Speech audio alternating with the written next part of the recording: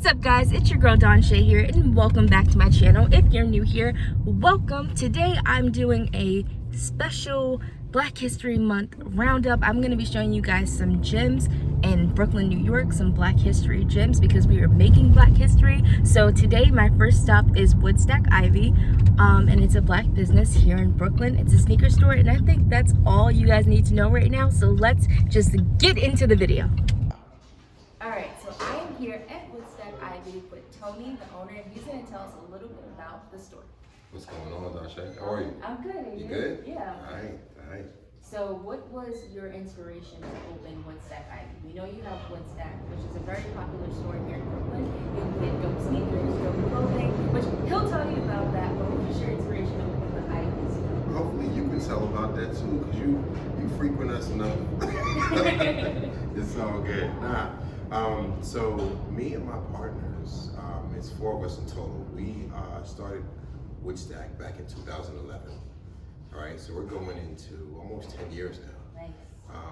And I come from a brand background. He's more so, one of the partners, Sonny, he's actually more of a retail background. Mm-hmm. And so we wanted to, and starting Woodstack, create a lifestyle experience that was based in the inner cities.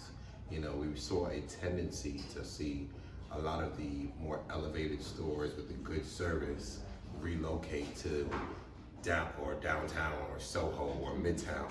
And I was like, hold on, but the people that do the most shopping for footwear and sneaker culture, they in the inner city. Mm-hmm. You know, I'm not gonna say hood, I'm gonna say they in the inner city. You know, and so it's like, okay, we want elevated experiences, we want elevated service, and so it's like, you know what, let's see what we can do if we dropped, you know, very good looking stores, good product storytelling, community service oriented, customer service oriented, and do that right in the inner city. Right now we're right in the middle of Brownsville. Right. And I don't have to explain Brownsville. No, but as far as for Ivy, after 5 years of doing Woodstack, we realized another void in the marketplace. And I say void because the woman specifically wasn't catered to. Right. You know, she was an afterthought to the men's market. She was the back corner of a store. Yeah, she was that little tiny section. She was, you know, men's sizes in the smaller sizes, or kid sizes in the larger sizes, or kid styles in the larger sizes. And it was like, what happens if you create a whole store dedicated to women, unapologetically, the energy of women, the appreciation, the respect, the love of women, which is why our tagline for Ivy is called Hello Queen. Set the tone from the beginning, where it's like, it's a whole different thing. I don't care what's outside those doors. Inside here, women are appreciated. Nice. You know, you see that when you walk around and you see, like, I call it Icons Border. Yeah, and you're gonna do a scan of the Icons Border. It's just a shout out to not only women who inspired women, but women inspired people. Like, I'm inspired by all 50 women that are on top of this, on the Icons Board. So that's really what it is. Nice. So one thing you did point out was community service. Yes. And we were sitting on the stoop of your store here. Yep. Like, this is an actual stoop, it's inside the store. I think it's a great Instagram little picture area. So if you guys come, make sure you take a picture at the stoop and make sure to tag Woodstack in it. But going back to what you said about community service, there are all these books here. Can you tell us what you guys do in the store? We kick it. Yeah. Now we kick it from the stoop. That's the name of the program. And the crazy thing is, like, you'll be surprised how often people think that the stoop is actually outside the store. And then even when you have, like, the train running outside, it even feels more like it's outside. Yeah. But in truth, this is actually more so something that we built to kind of connect back with what it feels like to grow up in Brooklyn. Like, unapologetically, this is distinctly Brooklyn. And so one of our programs that we're most known for is called Kicking It From the Stoop. It's Angela Yee's book club. Angela Yee from Power 105. Shout out to the Breakfast Club. Shout out to Yee. What up? And so all these books you've seen behind us are books that we feature in our monthly book club. We do them once a month. We do them right here on the stoop. We do them right here in Brownsville. And we do them with the authors coming out and joining. Right. You know, so whether you're talking about, you know, Robin Hill Sr., David Peisner, Dr. Willie Parker, who came in FaceTime. You have Cecile Richards, that was a really dope one as well. Black Girls Rock, Beverly Bond, you know, so several authors. I think we've now done 18 different books right here on this stoop, and I think it's a great thing because of a couple things. Number one, first and foremost, I'm deeply inspired by the concept of reading, you know, and I like the notion of being in the middle of a sneaker store and saying, you know what, this culture, this community does read. It's not just about Jordans. You know, there was a time, you know, there was a time where, you know, they're saying, like, if you want to keep something from, you know, those in the inner city or people of color even, that you put it in a book. Fallacy, complete fallacy. Like, no, we read books, and, you know, it's our job when we're on the stoop to be able to do it in a manner that connects back to our audience. So we can cover any subject, any subject. And between Angela, our other partner, Tasha Hilton, and myself, it's our job to make it palatable and digestible for our audience that comes and checks us out once a month on the stoop. Okay, and one more question. Well, this is not the last question. I was about to say. Yeah, it's not the last question. Okay. But what sets Woodstack apart from other sneaker stores, aside from the things you told us? I remember when we opened up our Newark location and we were doing the ribbon cutting, and Mayor Ross Baraka came and joined us for the sneaker cutting.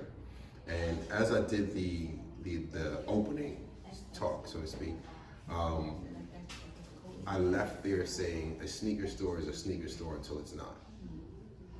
We're in a culture and an environment now where a lot of times, you know, we think we didn't know transportation was going to change as much as it did until Uber came along. Uber completely transformed how we think about commuting, you know, and so on. We're seeing that a lot of times technology is advancing all of that. So we're in an age where a lot of what we knew is being completely rethought. No different here. I think that there is a great opportunity to kind of reimagine the role of not just sneaker stores, but what's the role of retail within the environments and communities that they live. So when you ask what separates us apart, yeah, we're about experiences. Experiences is the buzzword right now. But I don't want to leave it at that. I also want to say that we're about experiences that engage our consumer, our community. You shouldn't come into a community and not leave the community better than how you found it. And so I look at things like that and say, yeah, we have 12 signature programs, and I mean signature programs. I'm not even talking about the ones we do in partnership with other ones. We have programs from our Tree Grows in Brooklyn Scholarship, where if a student graduates from a high school in Brooklyn and they go into college, they can apply, and we give out one scholarship per store to cover their books for their whole freshman year. It's about not just buying and consuming sneakers, but also educating how to get into the sneaker industry. You know, so we do different programs that allow students to learn how to get and be a part of creating the Jordan 45, whenever that comes, or, you know, the LeBron 22, you know, or whatever the next one is. It's like, we consume all the time, but how do you get a chance to be a part of the business of this culture? And so those are the things that we try to engage, amongst many others. And so what inspired you to get into this industry? Oh, so man. For the entrepreneurs out there. Oh, man. Aside from loving sneakers.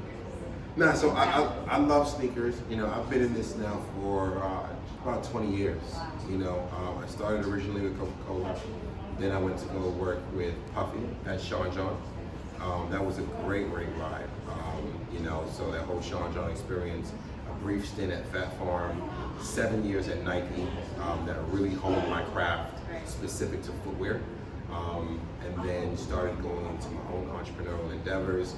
Met my partner Sonny, who is in 2008 actually helped open him up with his first Nike account, and then we've been building this thing out ever since. But you know, I think that what inspires me about it is I grew up loving sneakers, and the only thing I probably loved more than sneaker culture was I used to have this love thing, and I still do, with commercials and storytelling.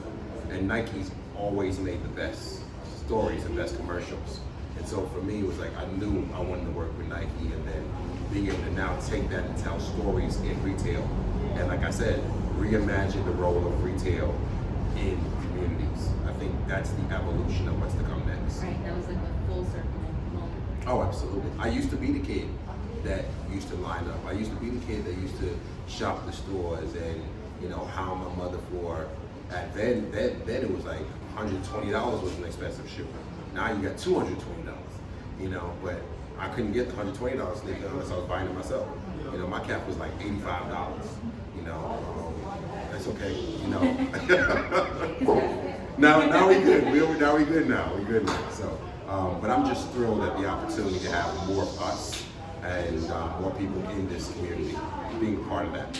Now, do you have any words of wisdom out there for any young person, anyone like me, trying to start their own business or get into the retail industry? To be a part of the retail industry and to get into sneaker culture, I would say love it more than you adore it. Like at the end of the day, I know you know all the sneakers.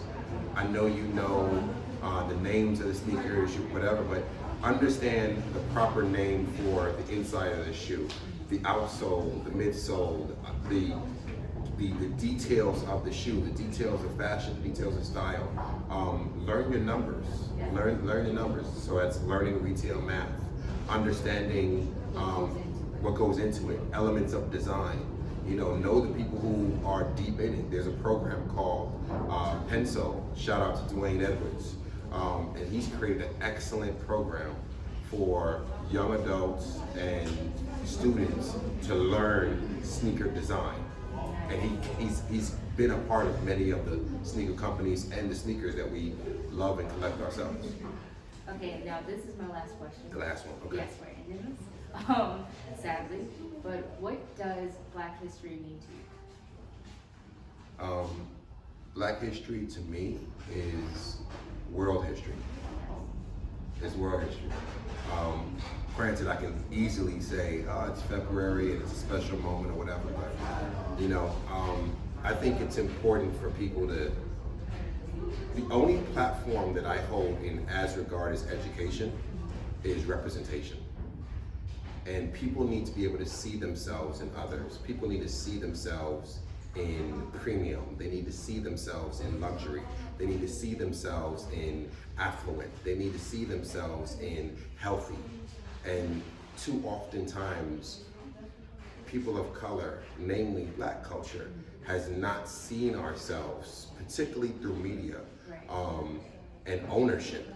We have not seen ourselves as those things. We've been the consumers always, and then we buy into this ideology of buying power. Listen, buying power don't mean nothing if you're not bringing it and collecting it all together, and then saying we will and won't do this collectively. So, Black History Month, going back to your question, it's world history. We've played a vital role, as have other cultures, but if you ask me specifically, we've played a vital role in shaping the way the world is, and I think we need to proudly be able to be affirmed of our contributions to the world. And going back to one thing that you said we've always been the consumers. And I saw a post the other day that said, the hood or the inner city isn't poor, we just make poor decisions, because you see all these other people coming from different parts of the world. Like I have neighbors that have opened up restaurants and shops, and they're like from Germany, like coming from all over the world to open up spaces here. So, and that's just, I think you said that very well. We've always been the consumers, but we haven't really been reflected and have seen ourselves. Absolutely. But now we do. And thank you. Absolutely. Thank you for letting me bother you today and take a piece of your time. Thank you. You on the front lines of the change. You on the front lines of the change, and I'm rooting for you so hard. And so I'm gonna get out of the shop right now so you can tell everyone where we can find you and how many locations there are and what other locations are here. And cool. Yeah, let me move out of the way. So you can find us on social media, Woodstack Ivy. So that's at Woodstack, WOODSTACK Ivy. So shout out to that. Our flagship Woodstack Ivy, our flagship location is in proudly Brownsville, never ran, never will. All right, in Brooklyn, New York. All right, we have 3 locations at our flagship. We have our men's Woodstack store, we have Woodstack Ivy, and an opening next month very soon. We have Woodstack Treehouse. So that's coming to you soon. We have 9 locations. We have our Flatbush location that's recently opened up 6 months ago, and that's our boutique location as well. We also have locations at Linden Boulevard. We have Avenue U. We also have Greenpoint, Brooklyn, New York. Our other 2 locations are in Newark, New Jersey, and also Union, New Jersey. You can check us out online at woodstack.com. I'm your guy, Tony Forte, at Mr. Tony Forte. Come through, check us out. The future is you. Hello, Queen. Shout out to Don Shay. All right. Okay, you got it.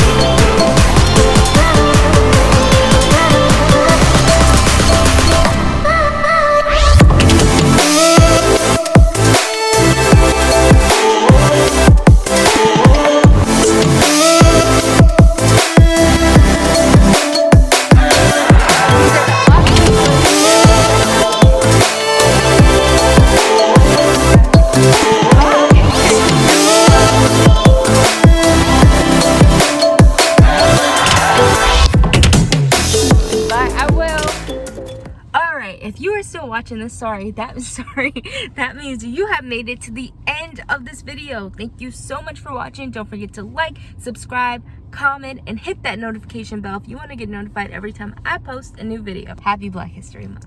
Get out your feelings, get up and go get 'em. This is the yank rhythm, this is the yank. How you my competitor when I'm your developer? They hit me on my cellular, they know I ain't no regular. How just like the temperature, I got the ping from